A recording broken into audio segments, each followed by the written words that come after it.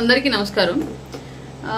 ఊర్లో పిచ్చికుక్కల స్టోరీ మీ అందరికీ తెలిసే ఉండొచ్చు. జనరల్గా పిచ్చికుక్క ఏదైనా ఒకటి పిచ్చిపట్టిన కుక్క సహజంగా ఒక మంచి కుక్కకి పిచ్చి పట్టినప్పుడు అది బిహేవ్ చేసే పద్ధతి ఎలా ఉంటుందో మీ అందరూ చూసే ఉండొచ్చు. ఎలా పడితే అలా అరుచుకుంటూ, ఏది పడితే అది చేస్తూ, ఎవరిని పడితే వాళ్ళని కరుస్తూ రక్కుతూ వెళ్తూ ఉంటుంది. దాన్ని అలాగే కనుక ఎవరు అడ్డు రాకుండా వెళ్ళనిస్తే సుదూరమైనటువంటి ప్రయాణాలు సొంగలు కప్పుకుంటూ ఎక్కడ తాగడానికి నీరు లేక దాని రోగం దానిలోనే ముదిరిపోతూ చావు అంచుల వరకు తొందరగా వెళుతుంది. అలా కాకుండా మిగతా మంచి కుక్కలో ఇంకొక వ్యక్తిలో వీళ్ళు కనుక దాన్ని కట్టడి చేయాలని చెప్పేసి ప్రయత్నం చేస్తే అది అంతకంతకు డబల్ అయ్యి ఇంకా ఎక్కువ అరుస్తూ, ఇంకా ఎక్కువ మందిని కరుస్తూ, ఇంకా ఎక్కువ కుక్కలకి పిచ్చెక్కిస్తూ దాని యొక్క లోపల ఉన్నటువంటి విషపు తాలూకు సంతతిని ఎక్కువ పెంచుకుంటూ వెళ్ళేటువంటి పరిస్థితి ఉంటుంది. ఇది పిచ్చి కుక్క స్టోరీ జనరల్గా. అందుకే పిచ్చి కుక్కకి పిచ్చి పట్టినప్పుడు కుక్కకి దాన్ని ఎవరైనా సరే సహజంగా వదిలేసి దానికి ఎవరు అడ్డు రాకుండా ఉంటే అదే తొందరగా కనుమరుగైపోద్ది. అలా కాకుండా అడ్డుపడితే ఖచ్చితంగా అది ఇంకా నేనున్నాను అని చెప్పేసి దాని ఉనికిని చాటుకునేటువంటి ప్రయత్నం చేస్తూ ఇంకా బలాన్ని పుంజుకొని తిరగబడుతూ ఉంటుంది. కాబట్టి చాలా వరకు జనసేన పార్టీల నుంచి బయటికి వెళ్ళిన వాళ్ళు ఎవరి విషయంలో అయినా సరే మేము ఇలాంటి పిచ్చి కుక్కలు కానీ కన్సిడర్ చేసి వాళ్ళు ఎంత ఒర్రుతున్నా సరే వదిలేస్తూ ఉంటాము. వాళ్ళని అనవసరంగా మేము వాళ్ళని టార్గెట్ చేసి వాళ్ళని మాట్లాడి పెద్దవాళ్ళని చేసే ఉద్దేశం మాకు ఉండదు. కాబట్టి పవన్ కళ్యాణ్ గారిని విడిచి వెళ్ళిపోయారు అంటేనే ఆటోమేటిక్గా వాళ్ళు రాజకీయాలకో ప్రజాసేవకో పనికిరాని వాళ్ళని అర్థంగా భావించుకుని వదిలేస్తూ ఉంటాం మేము జనరల్గా. ఇది పిచ్చి కుక్క స్టోరీ మాత్రమే. అలాగే ఒక నీతి చెప్పాలనుకుంటున్నాను. ఏంటి అంటే క్లియర్గా విలువలు వదిలేసిన రాజకీయ నాయకుల్ని, వలువలు విడిచేసిన దేహాన్ని ఎవరు ఎక్కువ కాలం చూడరు.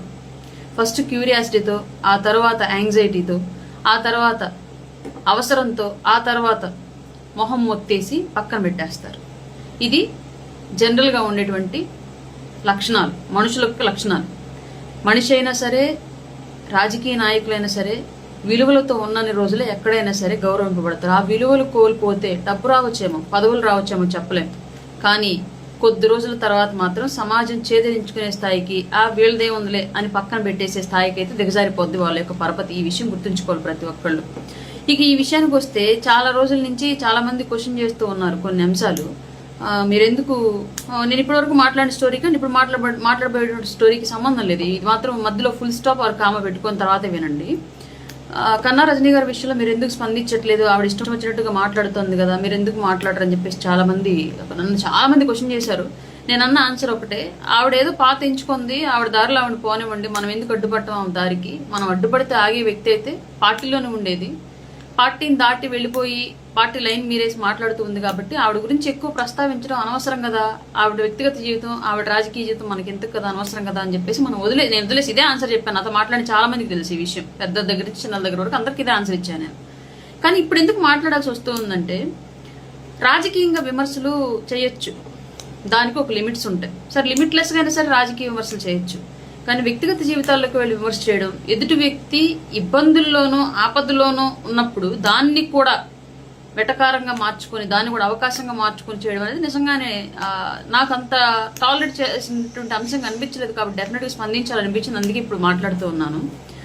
పవన్ కళ్యాణ్ గారు సైనస్ సమస్య గురించి ఆవిడ చాలా అంటే చాలా ఎగతాళిగా, డౌట్ఫుల్గా మాట్లాడింది. నా కొడుక్కి కూడా సేమ్ ప్రాబ్లం ఉంది. జనరల్గా వాడికి ఇప్పటికి చాలా సందర్భాల్లో కొన్నేళ్ళేమో 14 ఏళ్ళు దాటాక చేస్తాం, ముందే వద్దని చెప్పేసి డాక్టర్ సజెషన్ చేశారు. 14 ఏళ్ళు దాటిన దగ్గర నుంచి చేద్దామని ట్రై చేస్తామంటే అడిగి జలుబు రాకుండా ఉండాలి, కనీసం 2 నెలలైనా సరే ముక్కులు పొడిగా ఉండాలి, ఎక్కువ ఆ జలుబు తాలూకు వైరస్ అట్లాంటివి లేకుండా, ఇట్లాంటివంతా చెప్తా ఉన్నారు. కాబట్టి ఇప్పటికి కూడా అవ్వలేదు. కానీ ఎప్పుడు చేయించినా సరే వేసవకాలం మాత్రమే చేయించండి అని చెప్పేసి డాక్టర్ క్లియర్గా చెప్పారు.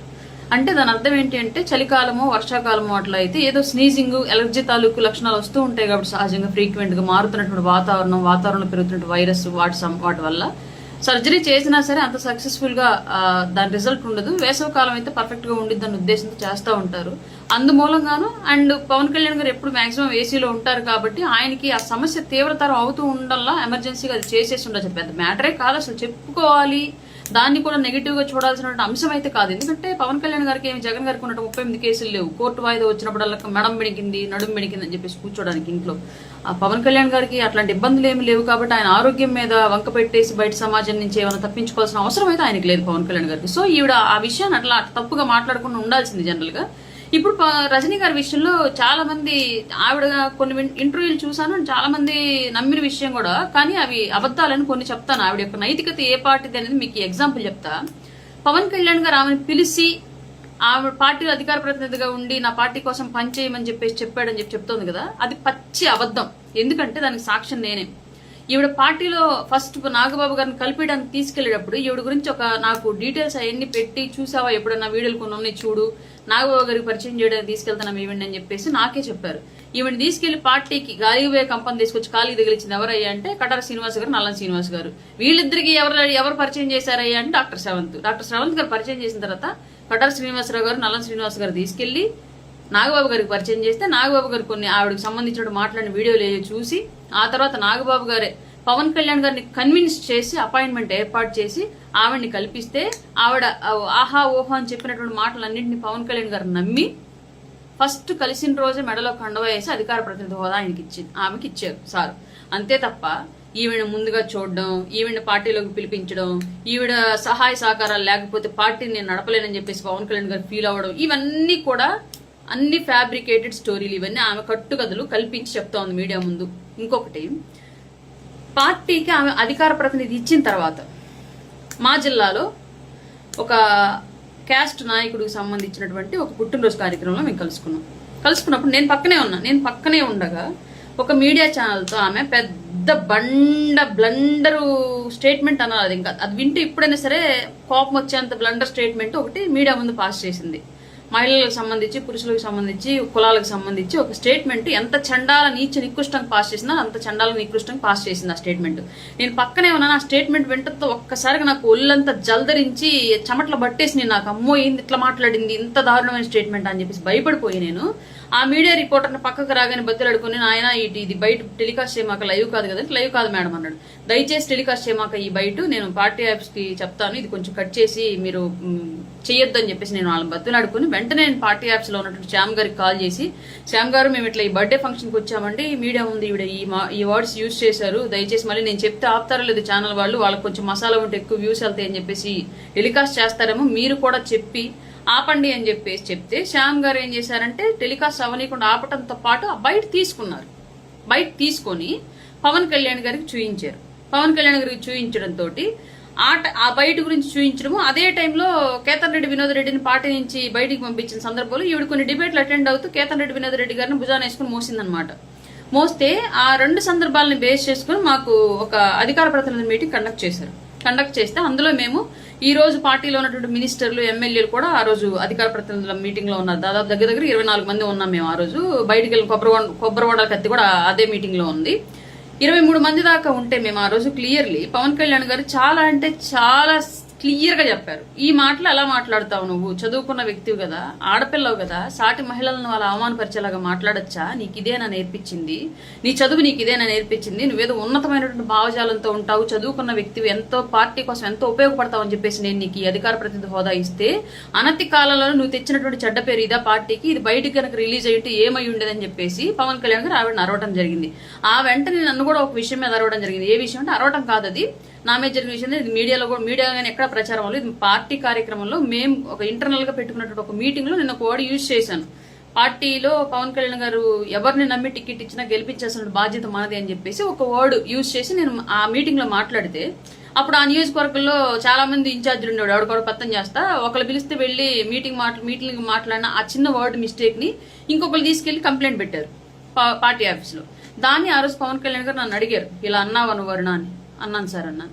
దానికి ఆయన ఎగ్జాంపుల్ గా ఎన్టీఆర్ గారి రాజకీయ జీవితంలో జరిగినట్టు ఒక సంఘటన ఉదాహరిస్తూ చెప్పి, ఇలా అన్నందుకే అలా జరిగింది కాబట్టి పార్టీలో నా తర్వాత అంత స్పీడ్ గా ప్రజల్లోకి వెళుతున్నట్టు వాయిస్ నీదే, అందరూ చాలా ఆసక్తిగా గమనిస్తున్నారు అన్న నిన్ను, కాబట్టి నువ్వు ఏం మాట్లాడినా సరే ఆచితూచి మాట్లాడు, ఎంత పాపులారిటీ పెంచుకుంటామో తర్వాత తప్పు జరిగితే అంతే స్థాయిలో డ్యామేజ్ కూడా జరిగింది, కాబట్టి నా కోసం నేను ఎంచుకున్నటువంటి రాజకీయ జీవితంలో నా కోసం మీ అందరూ నాతో నడవాలనుకుంటున్నాను, నేను ప్రయాణం చేయాలనుకున్న 25 ఏళ్ల రాజకీయ చరిత్రలో రాజకీయ కెరీర్ లో నాతో పాటు నువ్వు కూడా ఉండాలనుకుంటున్నాను, ఎన్ని బాణాలు తగిలినా బలంగా నా కోసం నిలబడి ఉండు, మనందరం కలిసి మనం చూడాలనుకున్న సమాజాన్ని చూస్తున్నామని చెప్పేసి ఓపెన్ గా 23 మంది ముందు చెప్పడం జరిగింది పవన్ కళ్యాణ్ గారు. ఆ కోపం కాస్త ఇటు కూడా టర్న్ అయిందనమాట. అలా జరిగింది. అప్పుడు ఫస్ట్ వార్నింగ్ ఇచ్చారు ఆయన రజనీ గారికి. ఇచ్చిన తర్వాత ఆవిడ ఆ రోజు ఏడ్ చేసి ఎక్స్ప్లెనేషన్ ఇచ్చుకొని ఇంకొకసారి జరగదు అని చెప్పేసి ఆల్మోస్ట్ ఆల్ కాళ్ళమే పడి ఏడ్చినంత పని చేసి ఇంక జరగదు అని చెప్పేసి చెప్పడం జరిగింది. కానీ తర్వాత కూడా చాలా సందర్భాల్లో ఆవిడ అట్లాంటి రెచ్చగొట్టేటువంటి మాటలనే మాట్లాడుతూ ఉండటం చాలా సందర్భాలు జరిగింది. ఇదిలా జరుగుతూ ఉన్న క్రమంలో పార్టీ ఆఫీస్ కొన్ని కంప్లైంట్లు వెళ్ళాయి.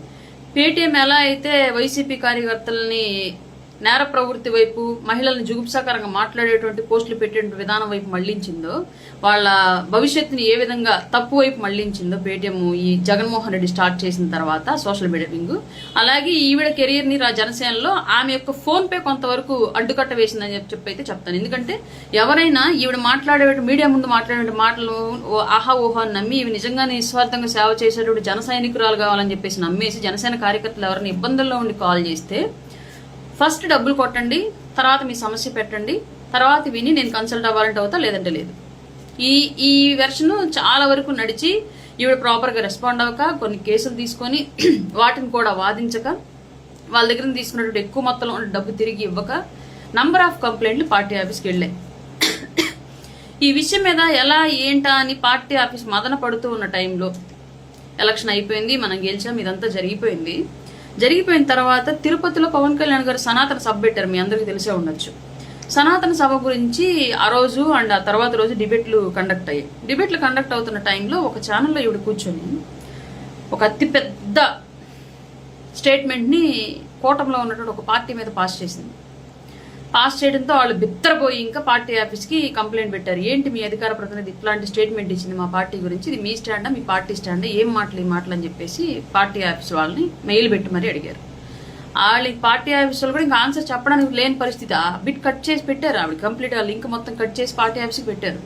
పెట్టిన తర్వాత ఆమెకి మహిళ కాబట్టి సగౌరవంగా పర్సనల్గా మేము తిరిగి మరలా మీ మీద వచ్చినటువంటి కొన్ని ఆరోపణల మూలంగా, కొన్ని కంప్లైంట్ల మూలంగా ప్రస్తుతానికి మిమ్మల్ని పార్టీ కార్యక్రమాలకు దూరంగా పెడుతున్నాము. పార్టీ కార్యక్రమంలో కానివ్వండి, మీడియా డిబేట్లలో కానివ్వండి, జనసేన అధికార ప్రతినిధిగా మీరు ఎక్కడా పాల్గొనవద్దు, తిరిగి మరలా మేము చెప్పేంత వరకు అని గౌరవప్రదంగా పర్సనల్గా ఆమెకు మాత్రమే మెసేజ్ సెండ్ చేశారు. అప్పటి నుంచి ఆమె మీడియాకి వచ్చిన కార్యక్రమాలకు వెళ్ళిన జనసేన వీర మహిళ లేదా మహిళా అడ్వకేట్ అని చెప్పేసి పెట్టుకుంది తప్ప ఎక్కడ జనసేన పార్టీ రాష్ట్ర అధికార ప్రతినిధి అని చెప్పి చెప్పుకోవాలి. ఎందుకంటే ఆ పేరు ప్రస్తుతానికి వాడుకోవద్దని చెప్పారు కాబట్టి ఈమె మీడియా నుంచి దూరంగా ఉండలేక ఈ మీడియాతో మాట్లాడేటప్పుడు ఈ పేరుతోటి జాయిన్ అయింది. చాలా సందర్భం చాలా మంది మీడియా మిత్రులకు కూడా తెలిసి ఈ విషయం. మరి ఈ మధ్య ఎందుకన్నా ఆవిడని ఆ విషయం తెలిసి కూడా ఎందుకు అంత డ్రామాటిక్ గా ఆవిడతోటి జనసేన అధికార ప్రతినిధి, మాజీ జనసేన ఇట్లాంటివన్నీ పెట్టి చేస్తున్నారు ఎందుకు నాకు తెలియదు.